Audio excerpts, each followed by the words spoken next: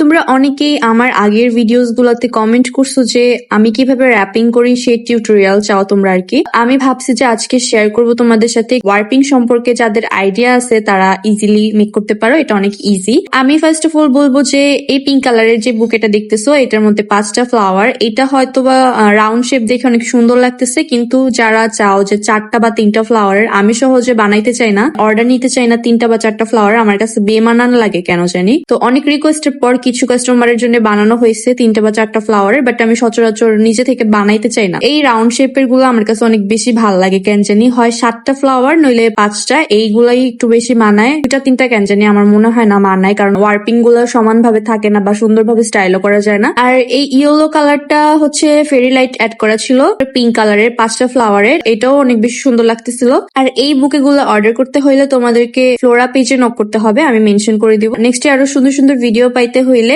আমার page follow করে রাখতে হবে। আজকের মতো আসি, দেখা হবে নেক্সট কোনো ভিডিওতে। টাটা, আল্লাহ হাফেজ।